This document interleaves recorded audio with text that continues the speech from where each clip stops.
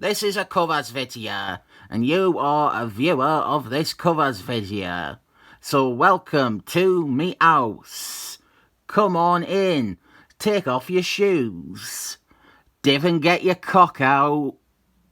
This time around, we are looking at 5 good comic book covers that were so good that they made me buy the issue. Basically, these are comics I got because of the covers. The covers really did their job. They either sold me a story, or they sold me a great bit of art on the front. Simple concept for a theme. And this video features the special mystery comic. To learn more about what the fuck I'm talking about, you have got to sit through that 40-minute haul video from March 27th. This is a cover by Cardy for Superman 261.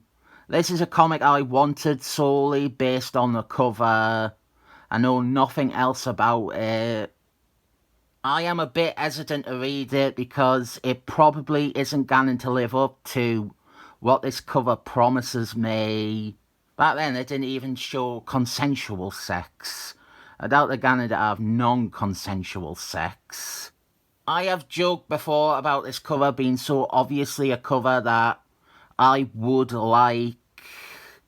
But horniness aside, I do think it is a good cover that quite flawlessly intrigues. And for its time, it's quite a powerful piece for female representation in comics. The woman isn't defined by her attractiveness, but rather the power she has over Superman. And that power isn't being exerted in a traditionally romantic way. He is a slave.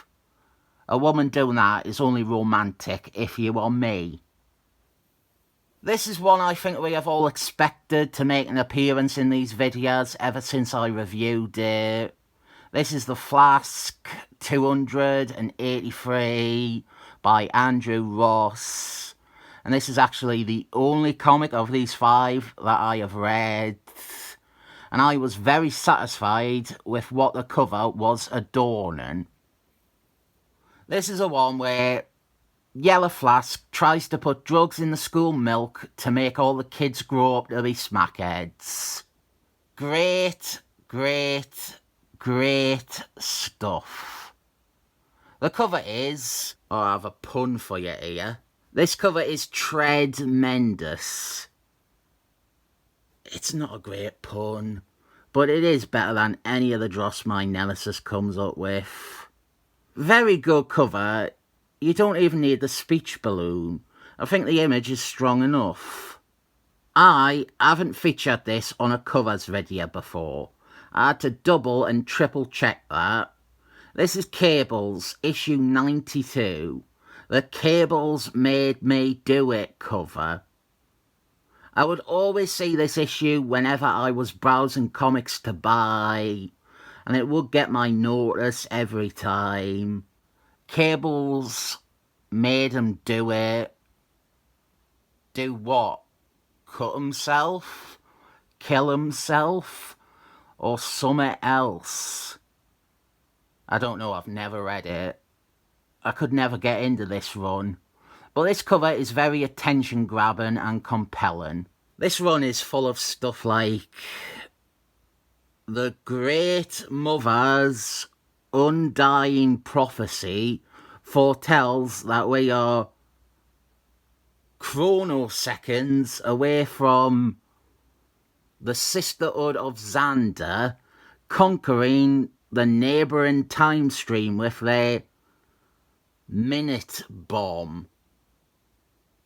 I don't know if this guy and Cable making him do it is part of the Great Mother's undying prophecy. Issue 159 of Fantastic Force, with its cover of characters coming straight at me. A perennial favourite cover idea for me. Some people in the comments think that it is fucking boring and stale, and that says nothing about the comic, but they also think that comics revolve around them and their tastes. This is by Rich Fulcher, and a cover like this, it appeals to me, and it appeals to other people, because you can see all these characters who are in this series. Yeah, I didn't know who they are fighting in this issue, and I didn't know what is happening, but a cover of probably 3 members of Fantastic Force fighting a symbolically giant version of the bad guy. That is every other cover. If every cover was the same as hero versus villain piece, or the same formula, comics would attract less and less new readers. Something like this is an attempt to go beyond people who ordinarily buy a comic because they can see what the story is on the cover. This is saying, here is the Fantastic Force, the stars of the book, and they are joined by guest stars / supporting characters, the Unhumans. Do any of these characters catch your eye? Well, maybe read the comic then, Mr. Prospective Buyer Man. Now it is time for the mystery comic. What is it, I wonder? How underwhelmed will you be? I predict very. This is Excalibur number 5 from the Jonathan Huckleberry Nightmare.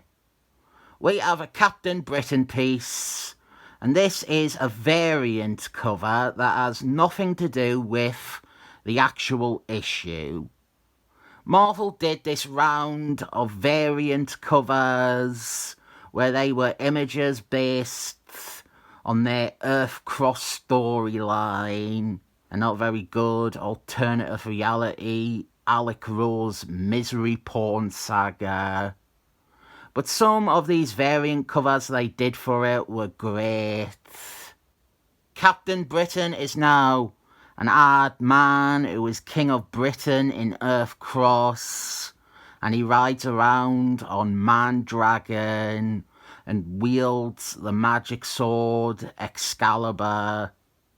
This is a poster cover, but it is a picture that I really appreciate and I've wanted to get since it came out, despite my hatred for everything to do with Jonathan Huckleberry Excellent Men and my resistance to get any new Marvel comics. Did you even notice Mandragon is holding up his throne? Another 5 good comic book covers over and done with. I am not going to review this comic though. There is a 900% chance I will hate it. And when I say 900%, I don't mean 90%. I mean 100% times 9. Which covers were your favourites? Would you get any of these comics based only on the cover? Do you think it was worth selling my integrity to get that Captain Britain cover that has nothing to do with the terrible comic inside? I have got to say, I rate these covers a mighty fine 7 thumbs up.